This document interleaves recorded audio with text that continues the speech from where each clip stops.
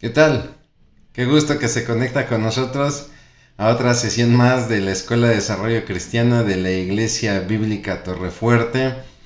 En este curso que es el libro de Génesis, el primer libro de la Biblia, en ya prácticamente nuestra última sesión, damos muchas gracias a Dios por la oportunidad que nos ha brindado de poder estudiar este maravilloso libro.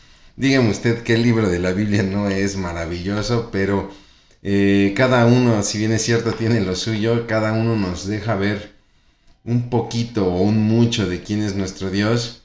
Este libro de Génesis, la verdad es que es un libro que, como lo habíamos presentado desde que iniciamos este curso, pues tenía el firme propósito de mostrarnos la autoría de Dios en todo. Dios es autor de todo porque Él todo lo ha creado sin ayuda de nada, sin ayuda de nadie, sin ninguna materia previa existente. Él lo hizo todo desde la nada con el solo poder de su palabra, ¿no? Y entonces eso nos permite entender que Dios es autor de todo, pero también lo más importante, Génesis nos ayuda a comprender que Dios es soberano. Él no le pide permiso a nadie y no le entrega cuentas a nadie por cuanto Él lo ha creado todo. Esta es la maravilla de este libro y no solamente nos permite ver el origen de todo lo que Él ha creado, sino también el origen de un pueblo que se ha formado para sí mismo. Y es así entonces que arrancaremos con lo que es nuestra sesión número 12, la 12ª sesión con la cual cerramos este curso, para la cual haré una breve oración. Vamos a orar. Bendito Dios, te damos muchas gracias, mi Señor, por cuanto eres bueno.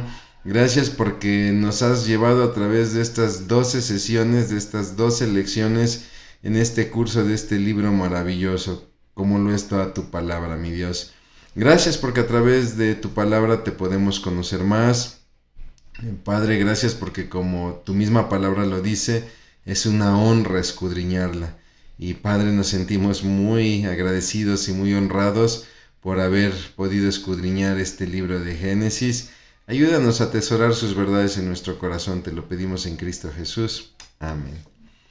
Muy bien, pues como le decía, estamos prácticamente en lo que es la 12ª sesión de este libro de Arturo Collins llamado Así comenzó todo, un estudio bíblico de Ediciones Las Américas, donde en su 12º capítulo Arturo Collins nos habla acerca del tema de la exaltación de José. Habíamos llegado en la sesión pasada al punto donde José es vendido por los hermanos a unos esclavos ismaelitas, los cuales lo llevan a Egipto, y vemos cómo es que José llega a Egipto y ahí es comprado por Potifar, donde lo lleva a su casa, lo hace su mayordomo, el principal de sus siervos, y bueno, donde lamentablemente la esposa de Potifar quiere tener relaciones con él, él no accede y entonces lo acusa de violador.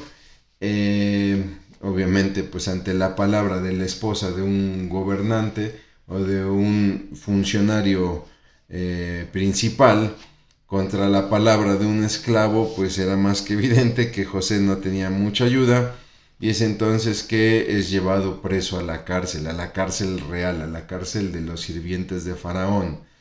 No, sí es cierto, no tendría mucha ayuda humana para haber evitado esto, pero tenía la ayuda de Dios y era parte del plan de Dios que José estuviese en ese lugar.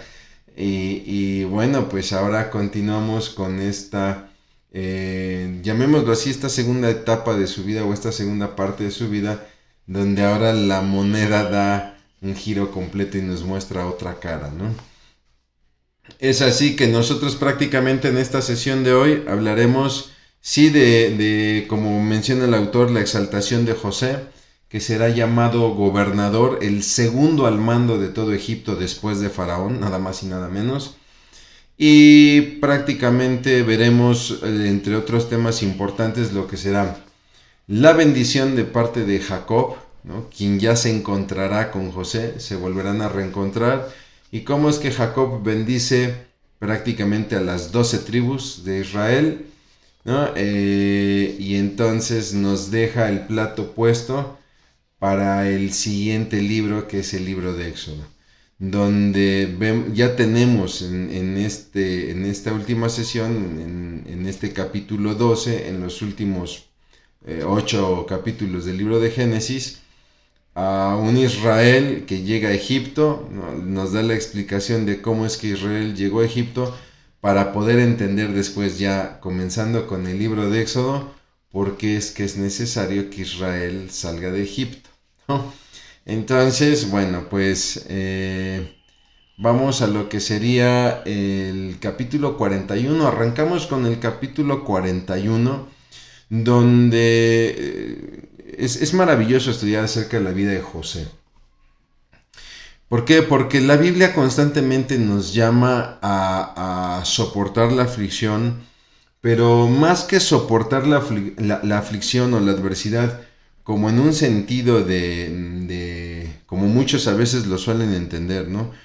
Como en un sentido de martirio, donde yo soy el mártir porque pobre de mí estoy sufriendo. No, la Biblia no nos pide pasar las adversidades con ese tipo de corazón, ¿no? De estarnos victimizando. La Biblia nos llama a que en medio de la humillación, que en medio de la adversidad, nosotros aprendamos a esperar en Dios, ¿no? Y nosotros tengamos nuestra fe puesta en Dios, no que nos estemos quejando, no que estemos llorándole a medio mundo, ¿no? Y creo que un ejemplo muy bueno es José. José es este ejemplo de las exhortaciones que la palabra nos hace respecto a aquel que se humillare será exaltado, ¿no? Aquel que se alaba en público será humillado por Dios, pero aquel que se humilla en público será alabado por Dios. Entendiendo la humillación no como este status quo que de repente uno quiere proyectar con las personas, ¿no? Y donde caemos inclusive hasta en la autocrítica, porque pensamos que eso nos hace muy humildes, ¿no? Y entonces yo le voy a decir al mundo qué malo soy, qué pobre soy, para que piensen que soy humilde. No, esa no es la humillación. La humillación, realmente, si usted quiere un termómetro para medir la humillación, no hay mejor termómetro que el de la obediencia y la sujeción.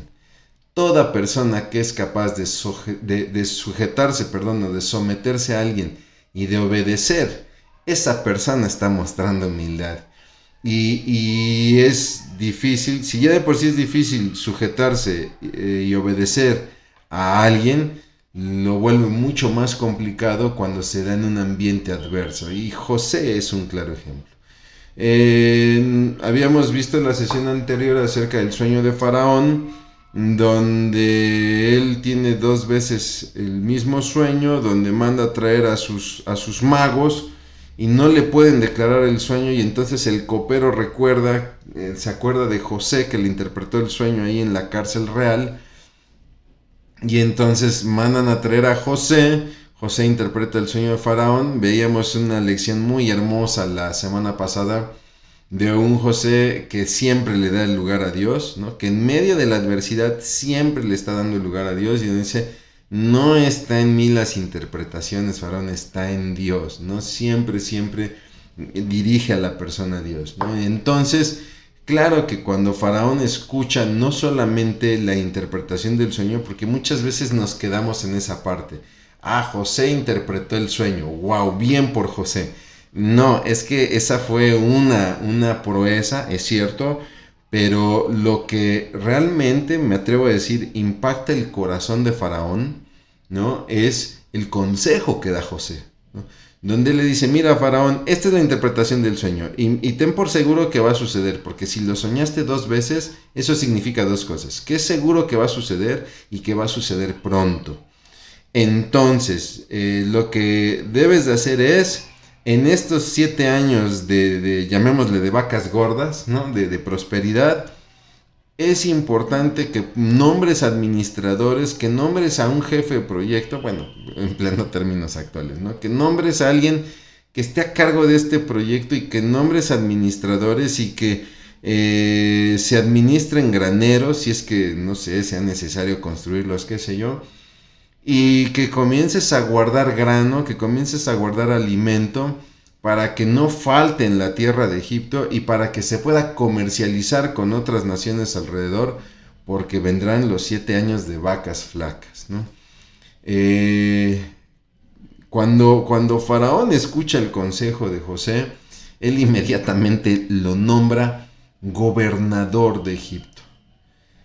Y dice la palabra que Faraón se quita su anillo, le entrega a José su anillo, le pone vestiduras de lino y le pone su collar de oro, un collar de oro, lo sube a su carro real en digámoslo así, en el segundo asiento del carro real, o algunos hablan de un carro aparte del segundo carro, ¿no? Y donde lo lleva, lo saca a Egipto, a las calles de Egipto, y donde Faraón pregona que los egipcios se tienen que arrodillar ante él, ¿no? Ante el nuevo gobernador. Es decir, estamos viendo a un faraón que está respaldando la autoridad.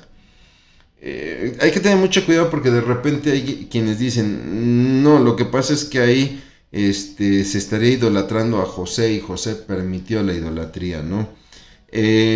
Bueno, primero que nada tenemos que entender que lo que está haciendo Faraón es que está respaldando el gran puesto que está entregando a José, donde es muy necesario hacerlo. ¿Por qué? Porque José, hay que recordarlo, es un extranjero, no es un egipcio. Se podría ver inclusive hasta en el color de su piel, ¿no? Los egipcios normalmente tienen una tez morena, los israelitas tenían la tez un poquito más clara, ¿no?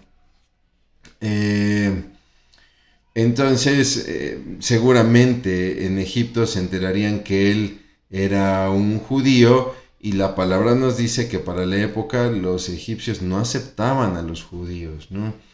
Entonces la decisión es un tanto importante y requiere ser requiere ser respaldada, ¿no? Si bien es cierto que Faraón manda arrodillarse a las personas, no es tanto en un sentido de adoración, sino más bien en un sentido de reconocimiento. Tienen que reconocer a esta persona porque yo lo estoy delegando, ¿no?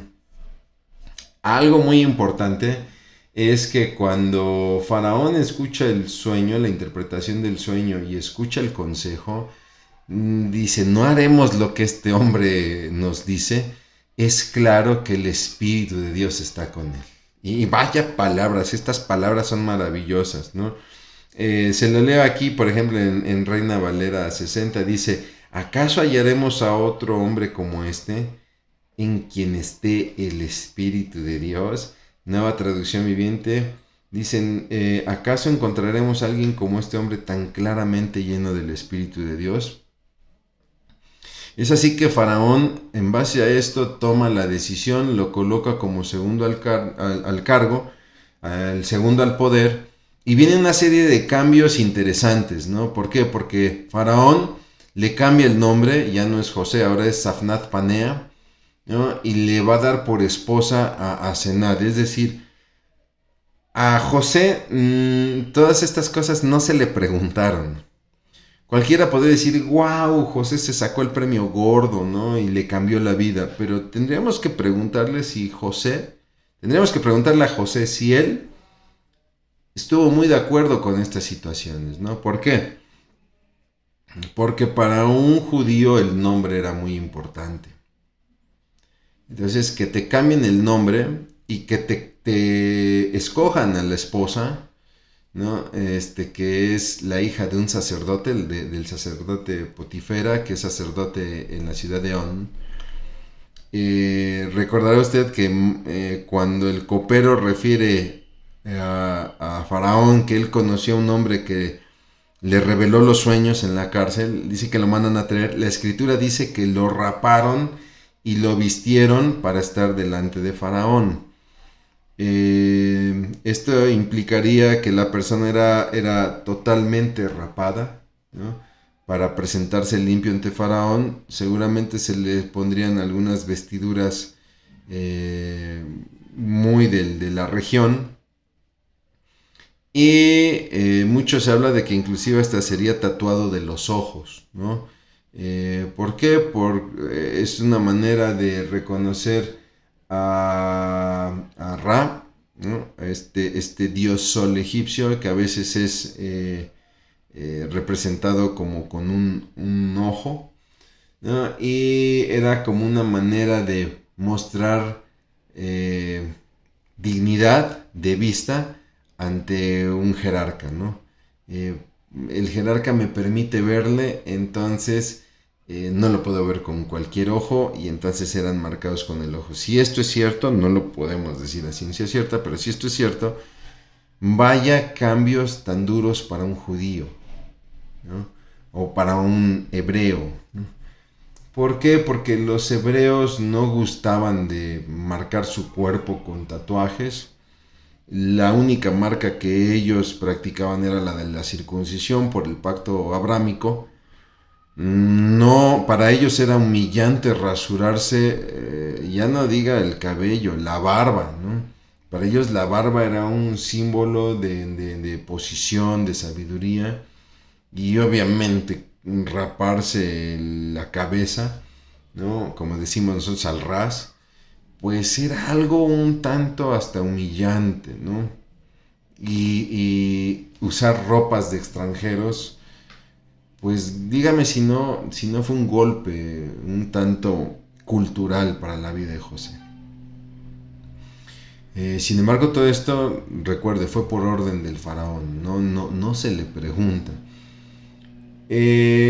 Quizá en José, discúlpeme usted, aquí me empiezo a atrever a hacer un análisis fuera de la Biblia, es especulativo, pero quizá José ya no estaba tan arraigado a las raíces de su tierra, las raíces familiares, sobre todo por la manera en cómo sale, ¿no? El ser maltratado por los hermanos, ser echado a la cisterna, luego vendido a esclavos, y que pasen los años y que tu familia no te busque.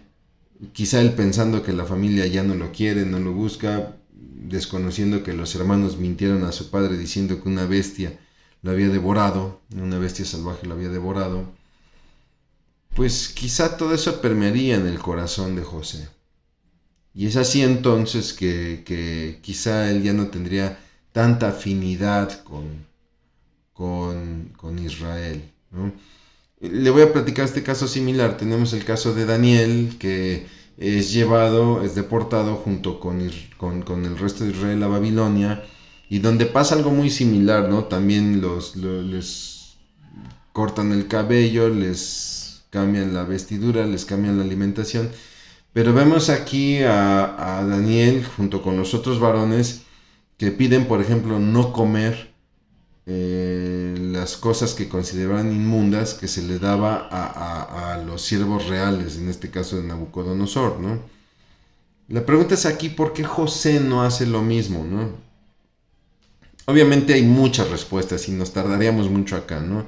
En el caso de Daniel han transcurrido muchos años, llega la ley mosaica que define más la identidad israelita, y obviamente esa identidad arraigada pues nos hablaría de un mayor compromiso. En el caso de José ni siquiera ha llegado a la ley mosaica, se está moviendo en un pacto abrámico, y bueno, pues con todo esto que le acabo de mencionar, quizá eso haría o nos llevaría a pensar que no estaba ya tan arraigado en cuanto a su familia, ¿no? Pero no deja de ser un cambio difícil, ¿me explico? Comienza a trabajar. Algo que llama la atención es que José, una vez que sucede todo esto, que es nombrado gobernador, que le dan una esposa, que le cambian el nombre, etcétera, él inmediatamente se pone a trabajar, ¿no? Dice la Biblia que inmediatamente empieza a inspeccionar las tierras, ¿no? Y entonces se empiezan a dar los años de abundancia y él se pone a trabajar y empieza a trabajar sobre las cosechas, sobre todo en cuanto a la recolección de cosechas, sin desperdicio alguno. ¿Por qué? Porque él está viendo hacia los 7 años de hambruna, ¿no? Y comienza a trabajar en la administración de los almacenes. Es así que su esposa Asenat le da 2 hijos que va a tener José antes de los 7 años de hambruna. El mayor es Manasés Y por eso me atreví un poquito a hacer esta especulación, porque llama la atención el nombre de Manasés, el primero de sus hijos, que significa el que hace olvidar. ¿Por qué? Porque esto es muy evidente, usted lo puede leer ahí en la palabra, si me va siguiendo, usted puede ver cómo se logra ver en José un dolor del pasado, ¿no? Viene el segundo hijo que se llama Efraín, que significa fructífero, donde José reconoce que Dios le ha fructificado en la tierra de aflicción, ¿no? O sea, en el corazón de José, para José, Egipto es una tierra de aflicción. ¿Por qué? Por todo lo que ha sufrido. Y sin embargo ahí Dios le ha provisto, le ha prosperado. Es así que entonces nosotros podemos ver sí esta afectación por su pasado, ¿no? Por eso es que me atreví a hacer esta especulación, pero siempre es importante recalcarlo, no deja de ser especulación. Más que desviarnos en las especulaciones, hay que centrarnos en las verdades, hay que irnos hacia las verdades centrales de la palabra, ¿no? Donde sucede lo que Dios está planeando, ¿no? Donde efectivamente llegan los 7 años de hambruna, donde hay una afectación en toda la región, ¿no? En una gran región. Se entiende que es una hambre como no se había vivido.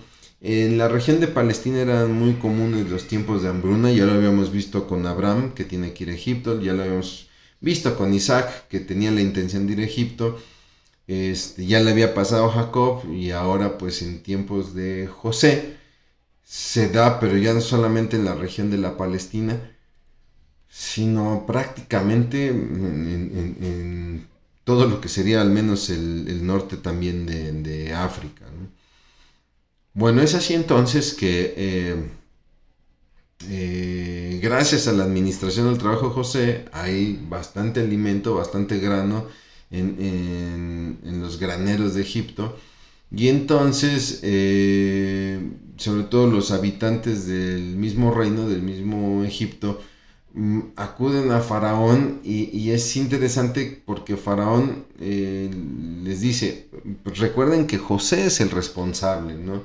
Entonces diríjanse a él porque él es el que está llevando a cabo el manejo de alimentos y graneros, ¿no? O sea, él fue el de la idea, él es el que entiende mejor que nadie el proyecto. Vayan con él, ¿no? Aquí este Faraón sí nos da de repente una buena lección de aprender a delegar, sobre todo cuando se trata de proyectos importantes, ¿no? Y es así que se da entonces la primera visita de los hermanos, donde ellos también en la región están pasando hambre, y Jacob se entera que en Egipto hay suficiente alimento, y es entonces que envía a sus hijos a Egipto, pero se va a quedar con Benjamín, que es el menor de todos, hermano directo de José. No es medio hermano, es hermano directo, porque este Benjamín es hijo de Jacob con Raquel, ¿no? Recordemos que Raquel tuvo 2 hijos con Jacob, que será el caso de José y el caso de Benjamín. Entonces, pues salen los hermanos de Israel, llegan a Egipto y se postran ante José, cumpliéndose aquel sueño, usted recordará, donde José le dice a sus hermanos, fíjense que soñé con unas espigas de trigo, con 12 espigas de trigo, y resulta que 11 se inclinaban ante una, ¿no? Dando a entender que pues todos ustedes se van a inclinar ante mí. Y eso había causado mucha molestia en los hermanos, ¿no? Le decía yo, una de las tantas piedritas que llenaron el rencor de los hermanos. Entonces, pues llegan, se postran ante José, y dice la palabra que él los trata de una manera muy áspera, muy grosera, ¿no? Y los empieza a acusar de que son espías. Ustedes no son de por acá, ¿quiénes son? Él ya los había reconocido. Ustedes no son de por acá, ustedes son espías, ¿no? ¿Por qué no reconocerían a José? Porque pues obviamente ya con el rostro tatuado, ¿no? Los ojos tatuados, quizá ya el corte de barba muy típico de los egipcios, ¿no? Que prácticamente se afeitan todo y dejan una barba larga aquí en el mentón, ¿no? Obviamente con este tocado que tienen en la cabeza, las vestiduras, etcétera, pues difícilmente pudieron reconocer que se trataba de su propio hermano el que habían vendido, ¿no? Entonces José da un trato muy, muy, muy severo, muy grosero con ellos, les acusa de espías. Y entonces ellos tratan de dar una referencia así como, no, mira, mira, no, no, no somos espías, mira, somos dos hermanos, ¿no? Y pues tú ahorita solamente estás viendo a 10, ¿por qué? Porque el más pequeño de nosotros se quedó en casa de nuestro padre y pues el otro de nuestros hermanos desapareció, no ha aparecido, ¿no? A lo cual José entiende que se trata de su hermano Benjamín, y les pide que traigan al hermano menor y a todos los mete a la cárcel, ¿no? Después José considerará mejor las cosas. ¿Por qué? Porque él está buscando la manera de poder hacer traer a Benjamín ante él, ¿no? Se entiende que la intención de José era quizá quedarse con Benjamín ahí en Egipto, ¿no? En esta intención como de alejarlo de los hermanos para que no hicieran lo mismo que hicieron con él, ¿no? Entonces, pues él quizá consideraría, no, no voy a ganar mucho tratar de traer a Benjamín si tengo estos en la cárcel, y entonces los suelta y los manda con alimento. De hecho le dice a los hermanos, yo también temo a Dios y no está bien que pasen hambre, los mandaré con alimento, ¿no? Y la petición es, pero me dejarán a uno de ustedes como rey. Entonces, esta era como una garantía para que ellos pudieran volver, ¿no? Dice la palabra que ahí los hermanos se acuerdan de lo que habían hecho con José y decían, pues seguramente esto nos está pasando por lo que hicimos con nuestro hermano, y discutían delante de José porque pensaban que él no les entendía, porque cuando llegaron delante de José, José no les habló en hebreo, él les habló en egipcio y usó un traductor, ¿no? Entonces ellos pensaron que este hombre pues no sabía hablar el idioma hebreo, y ahí delante de José ellos empezaron a recordar lo que hicieron con José, y seguramente este es un castigo porque lo que le hemos hecho a nuestro hermano, ¿no? Y vamos a ver que de repente el corazón de José se empieza a quebrar, ¿no? Se empieza a quebrar, ¿por qué? Pues porque tiene enfrente a sus verdugos, ¿no?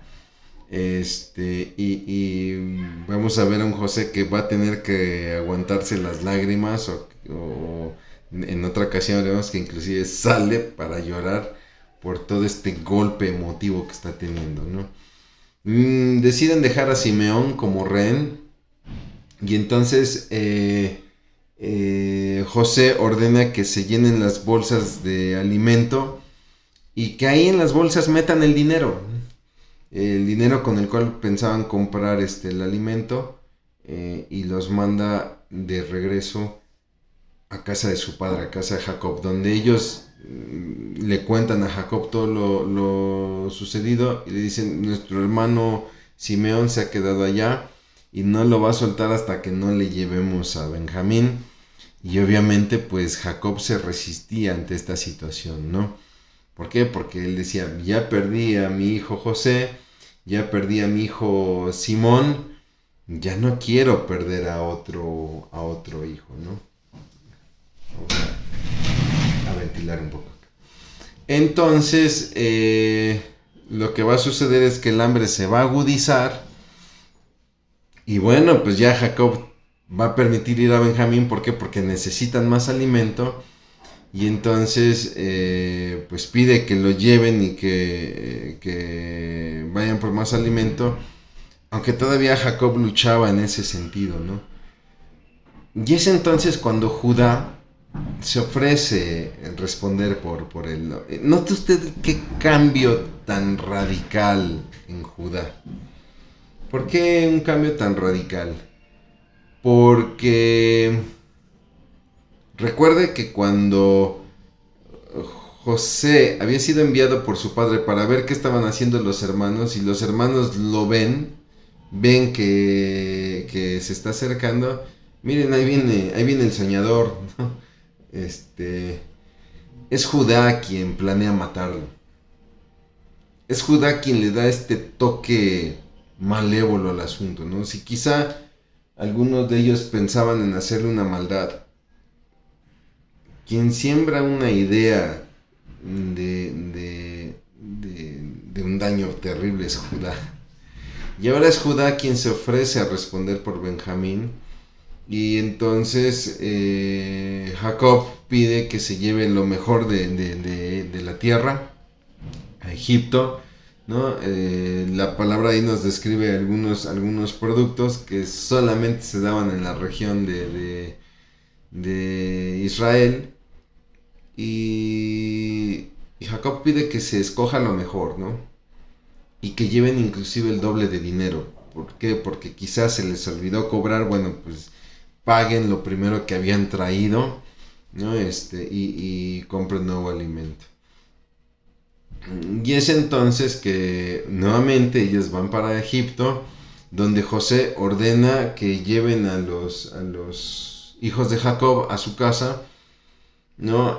Ellos pensaron al inicio que era para arrestarlos por no haber pagado el alimento o algo por el estilo, pero no, la invitación es para comer en casa de, pues nada más y nada menos el gobernador de Egipto, ¿no? El segundo al mando. Y entonces ahí le presentan los regalos a José, es lo mejor de la tierra que habían traído de casa de su padre. Y José pregunta tanto por Jacob como por Benjamín, ¿no? Le presentan a Benjamín y le refieren que Jacob aún vive, cosa que va a conmover mucho a José. Y va a tener que salir para expresar pues su llanto y que no lo vieran ellos. Una vez que se lava el rostro, dice la palabra, se lava el rostro, se alista, regresa con ellos, ¿no? Y entonces lo sienta por edades, pero a Benjamín ordena que se le sirva una doble porción de comida, ¿no? Cosa que llamará la atención de los hermanos. Manda a colocar el grano en los costales junto con nuevamente el dinero y pide a uno de sus siervos que esconda en el costal de Benjamín la copa de plata, una copa de plata de José, ¿no? ¿Por qué? Porque lo que va a hacer es como una especie de crimen sembrado, de emboscada, donde los hijos de Jacob salen de Egipto camino a su hogar, y entonces José ordena alcanzarles para acusarles de robo.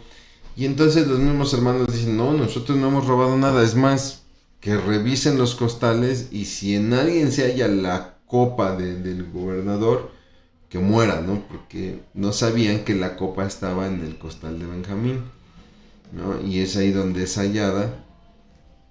Y entonces, pues al ser en Benjamín donde se halla la copa, lo que José quería era retener ya a Benjamín con él ahí en Egipto, ¿no? Y entonces vemos a este Judá que había tenido la intención de matar a José. Ahora vemos a un Judá tratando si usted me lo permite, hacer la tarea de un vicario, ¿no?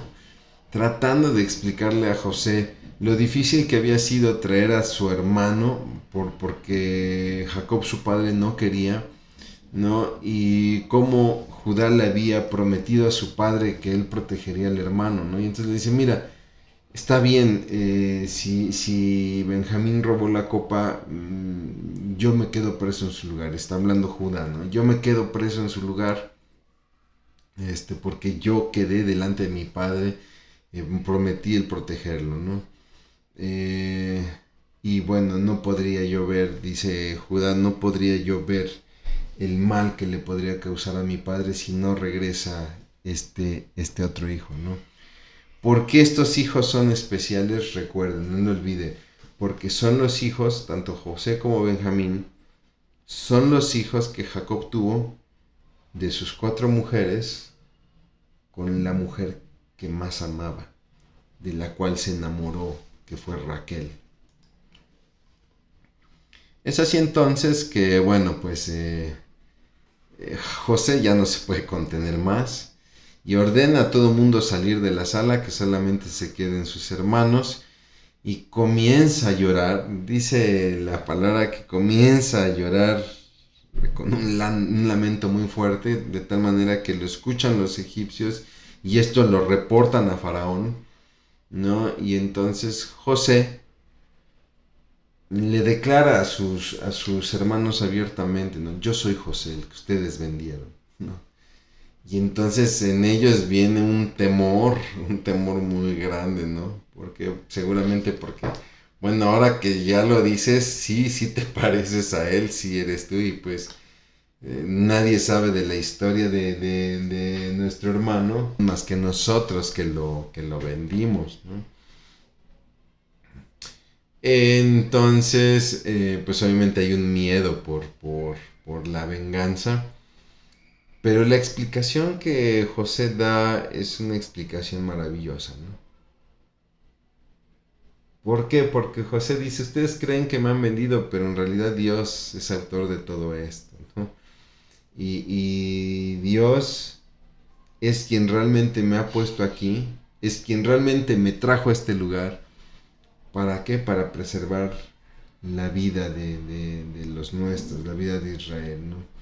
Es así que entonces les pide que vuelvan a casa de Jacob, ¿no? Y que lo traigan porque les da la tierra de Gosén, una tierra que se encuentra en la parte oriental del Nilo, del delta del Nilo, donde es una región muy fructífera, ¿no? Al enterarse Faraón se alegra. Note usted el corazón de este Faraón, muy contrastante con el Faraón que se nos presenta en el libro de Éxodo. Aquí Faraón se alegra al saber que han llegado los hermanos de José, y al enterarse de esta decisión de Faraón, él envía provisiones y carros para traer a Jacob. Los hijos dijeron a Jacob, regresan a casa de Jacob y le dicen a Jacob, oye, José está vivo, ¿no? José, hemos encontrado a José y él está vivo. Es curioso porque nunca declaran, pues mira, papá, la verdad es que nosotros hicimos algo muy malo y te vamos a platicar. Nunca lo declaran, simplemente dice la palabra que le dijeron, oye, ya encontramos a José y es gobernador de Egipto. Lo cual Jacob termina creyendo cuando ve los carros del faraón.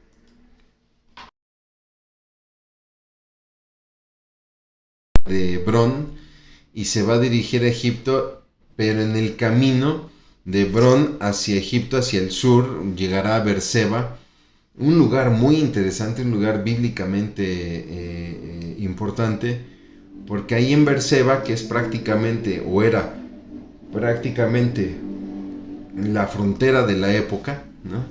Ya para entrar a la tierra de los egipcios, Jacob decide ofrecer sacrificio a Dios, ¿no? Y ahí Dios se le revela a Jacob y le dice que no tema descender a Egipto, ¿no? Y tiene una razón de ser el por cual Jacob tenía temor de descender a Egipto, ¿no?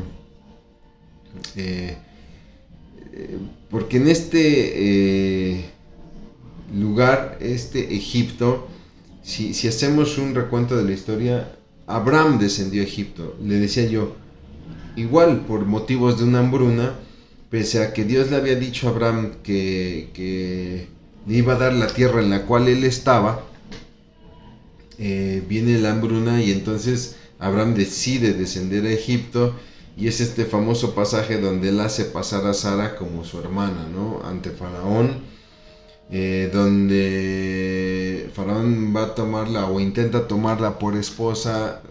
Dios se le revela a Faraón, le dice que no la haga y envía una plaga, ¿no? Y eso obviamente pues termina una situación muy mal entre Abraham y Faraón, y por qué no decirlo, entre Dios y Abraham, porque Dios le había dicho a Abraham que Canaán era la tierra prometida, ¿no? Años más tarde, Isaac también enfrentando una hambruna, él tiene planeado descender a Egipto, pero ahí sí Dios ya le declara, no quiero que desciendas a Egipto. Y es en Berseba, precisamente ahí donde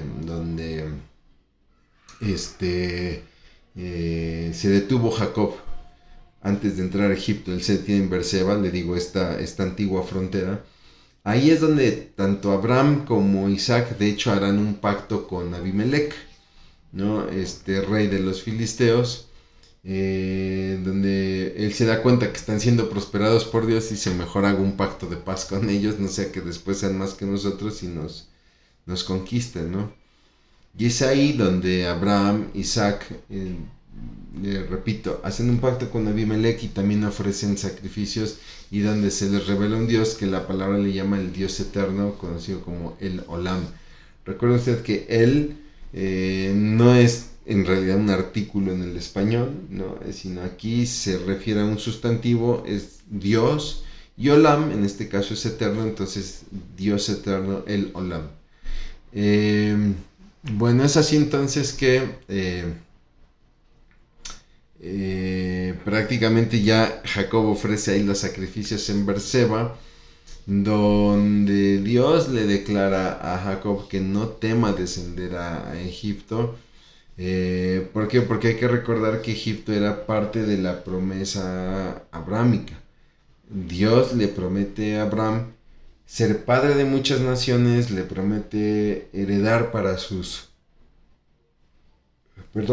descendientes, le pide le dice que le va a dar esa tierra prometida, pero que tendrá que sufrir la opresión de un pueblo extranjero por 400 años, pero que esta opresión tendrá un propósito. ¿Cuál será ese propósito? Que ahí el pueblo será preservado y ahí podrán crecer, y que después Dios los va a liberar, ¿no? Es así entonces que Dios también, al decirle a Jacob que no tema a ir a Egipto, Dios le promete también hacerle volver. Y esta promesa, ¿no? Dice que Dios le va a permitir volver a Jacob a su tierra y que José cerraría sus ojos, ¿no? Hacerle volver se refiere tanto al cuerpo, a la persona de Jacob, ¿no? Como a todo el pueblo que él representa, a toda su descendencia, ¿no? Dios prometió a Israel la persona y a Israel el pueblo que volverían de Egipto. Y bueno, cuando Dios promete a Jacob que José, su hijo, cerraría sus ojos, le está diciendo, Jacob, vas a volver a ver a tu hijo. Jacob entonces llega a Egipto, donde Judá le avisa a José que ya han arribado con Jacob. Y entonces recibe José a su padre ahí en Gosén, en la tierra que había destinado para los israelitas. Y entonces hay una audiencia con el faraón donde se presenta José con 5 de sus hermanos. Y antes de esta audiencia, es curioso, José le dice a los hermanos, por favor no digan que son pastores. Aquí en Egipto no son bien vistos los pastores, ¿no? De hecho, no eran bien vistos los hebreos. Cuando José invita a comer a los hermanos, José no se sienta a la mesa con ellos. Él tendrá una mesa aparte porque los hebreos no eran muy queridos y no era muy bien visto que egipcios y hebreos se mezclaran, ¿no? Y una de las cosas por las cuales los hebreos eran juzgados por los egipcios era porque los tenían como a manera de bárbaros, ¿no? Donde no gozaban de una nación con una infraestructura definida, etcétera, ¿no? Y es así que menospreciaban este oficio del pastoreo. ¿Por qué? Porque para los egipcios era como el oficio de vagancia de un pueblo nómada, ¿no?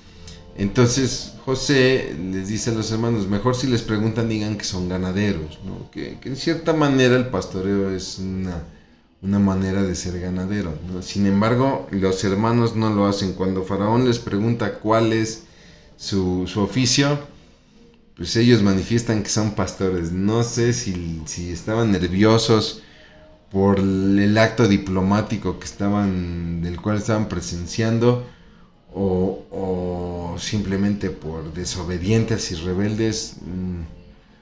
La Biblia no lo aclara, pero es curioso el dato porque sí dice que lo primero que les manda a José y es lo primero que hacen, ¿no? El no decir que eran pastores, y es lo primero que afirman.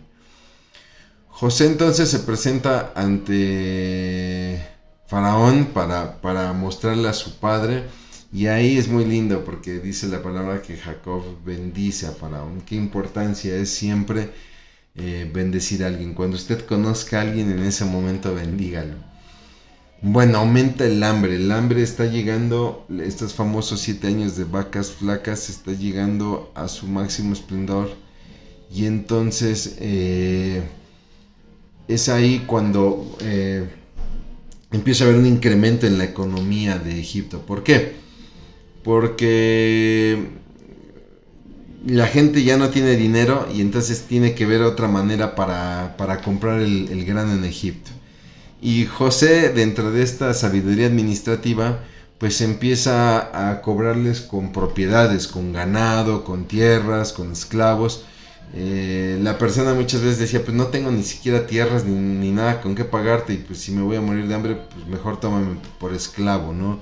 Hubo gente que se le vendió semilla para sembrar con la condición de que siempre dieran el 5% de su cosecha, y entonces olvídese, ¿no? O sea, Egipto crece económicamente, hay una gran prosperidad, pero también Israel es prosperado en la tierra de Gosén, ahí al oriente del Nilo. Y nos dice la palabra que Jacob va a vivir ahí 17 años en Gosén, y le pide a José que no lo entierre en Egipto, sino que le permita regresar a su tierra, al menos que regresen los restos a su tierra. Es así que entonces Jacob enferma, José se entera, le lleva a sus hijos, y Jacob le cuenta a Manasés y a Efraín acerca de las promesas de Dios, de esta tierra prometida para sus descendientes, donde prácticamente les está diciendo, y ustedes también van a recibir parte de esa herencia. Jacob los adopta como hijos, ¿no? Los llama a sus hijos así como Rubén, y es curioso porque a Rubén le va a quedar la primogenitura, ¿no? De hecho, la primogenitura se la quita a Rubén y se la va a dar a José. ¿Cuál sería el motivo? Bueno, causas hay muchas, ¿no? Tendremos que ver, no sé si sea la causa, pero sí tiene mucho que ver, que Manasés y Efraín eran los hijos de José, el hijo de la amada Raquel, ¿no? Con todo respeto para Lea, para Silpa, para Bilha, pues Raquel era la amada. Entonces claro que en el corazón de Jacob José y sus hijos pues tenían un lugar muy especial, ¿no? También obviamente por reconocer lo que ha hecho José, porque gracias a José es que Israel no quedó extinto, ¿no? Pero sobre todo creo que una de las razones principales es por el pecado que este Rubén comete con la concubina de Jacob, ¿no? Que es decir, que su hijo Rubén se acuesta con una de sus concubinas, la esclava Bilha. Es así que cuando José trae a bendecir a Manasés y Efraín, normalmente la mano derecha se colocaba sobre la cabeza del hijo mayor y la izquierda sobre el hijo menor, y se proferían las bendiciones. Pero llama la atención que aquí, aunque José colocó del lado derecho de Jacob a Manasés el mayor, él cruza las manos para orar con la derecha sobre Benjamín, a lo cual Jacob empieza a orar bendiciendo a Efraín a Efraín.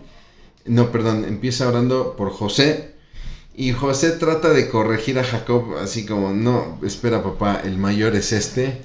Y Jacob le dice, no, yo sé lo que estoy haciendo, ¿no? Y entonces vemos en la bendición cómo Efraín recibe también la bendición como si hubiese sido el primogénito, ¿no? Donde le da la bendición, perdón, como de un hermano mayor, ¿no? Como si fuera el mayor entre sus hermanos. Y si nosotros analizamos la historia bíblica, Efraín se va a volver una de las tribus más fuertes representantes de toda la nación de Israel, sobre todo cuando se da la separación y se convierte en el reino del sur con Judá y el reino del norte con Israel, donde Efraín jugó un papel bastante importante, ¿no? Jacob dijo a José que por favor después de su muerte no lo dejara ahí, sino que le permitiera volver a su tierra y que le daría una porción de tierra. Le reitera a José: tus hijos también forman parte, son contemplados en la tierra prometida a mis descendientes. Es así entonces que viene un pasaje maravilloso que es la bendición a los hijos de Jacob, donde uno por uno Jacob empieza a pasar lista y son interesantes estas bendiciones. Usted las puede encontrar ya ahí en el capítulo 49, el penúltimo capítulo del Génesis, porque vemos a un Jacob que, si bien durante toda su vida pareciera que no tomaba cartas en el asunto, es más, pareciera que ni se daba cuenta de las travesuras de sus pequeñitos, cuando vienen las profecías prácticamente discúlpeme usted la expresión, los desnuda, ¿no? Desnuda su corazón ahí, donde no todas las bendiciones y no todas las profecías, son positivas, ¿no? Y es así que empieza con Rubén, donde le dice que es impetuoso como el agua, o sea, que es inestable, que es muy vulnerable. Algunos dirían hoy es bipolar, ¿no? No será ya el primogénito por el pecado que cometió con Bilha, con la concubina de José. Se da una bendición para dos al mismo tiempo, Simeón y Leví, donde dice que serán apartados y esparcidos a causa de su crueldad, recordando lo que hicieron con el príncipe de Siquem cuando éste violó a su hermana Dina, ¿no? A Judá lo llama el fuerte, la fuerza de un león, y que sus hermanos se van a inclinar ante él y que no será quitado el cetro de su autoridad. El cetro representa la autoridad, es como un bastón que representa autoridad. Y lo que está diciendo Jacob es que de todos los hermanos terminan sirviendo a alguien que tendrá el cetro de autoridad, entendiendo que de la línea de Judá vendrá nuestro Señor Jesucristo. Zabulón le profetiza que va a habitar en puertos, y sí, cuando se da la repartición de la tierra prometida, Zabulón quedará entre el mar Mediterráneo y el mar de Galilea. Isaacar lo llama asno fuerte, ¿no? El cual dice llevará doble carga, donde será uno de los mayores, pues sí, me atrevo a decir así, ¿no? Será uno de los que llevarán la carga más pesada, ¿no? Es un poquito difícil la profecía que da para Isaacar. Viene Dan, un juez que será traidor y violento, y este es interesante, es muy interesante lo que sucede con Dan, ¿no? Porque sí es un juez traidor y violento, donde tenemos que recordar que es Dan quien va a introducir la idolatría en el tiempo de los jueces. ¿Cuál es el tiempo de los jueces? Cuando Israel sale de Egipto, llega a la tierra prometida, Josué distribuye a las tribus ya en la tierra prometida, y pese a la advertencia de Dios de no entregarse a la idolatría, Dan es el primero que peca, ¿no? Y si usted revisa, por ejemplo, las profecías de Apocalipsis de los 144,000, Dan no es contado entre ellos, ¿no? Viene Gad, quien es referido como perseguido y perseguidor. Este Gad vivirá al oriente del Jordán, que es la entrada a la región, del cual es el que normalmente cuando se invade Israel es el primero que va a sufrir las invasiones. Aser le bendice con pan en abundancia y va a recibir las tierras costeras, que serán muy ricas en producción, donde efectivamente se cumplirá esta abundancia. A Neftalí también es un poquito difícil la profecía, porque lo llama sierva suelta, dando a entender que será un tanto dinámico pero a la vez impulsivo. Sin embargo, también lo describe que será un orador elocuente. Y bueno, viene José, que habla acerca de su rama fructífera, de descendientes notables de José como esta rama fructífera, es decir, será una rama que fructificará para Israel, tan solo con ver a sus descendientes, Josué, ¿no?, quien los meterá a la tierra prometida, jueces como Débora, como Gedeón, como Jefté, sacerdotes como el mismo Samuel son de la línea de José, ¿no? Y termina con la bendición a Benjamín, que le llama lobo arrebatador por su extremada violencia. Tan solo hay que ver lo que sucede con los hijos de Benjamín, con la descendencia de Benjamín en los últimos capítulos de Jueces, donde dice la palabra que no había rey y cada quien hacía lo que bien le parecía, y donde estos hijos de Benjamín hicieron cosas muy, muy, muy atroces, ¿no?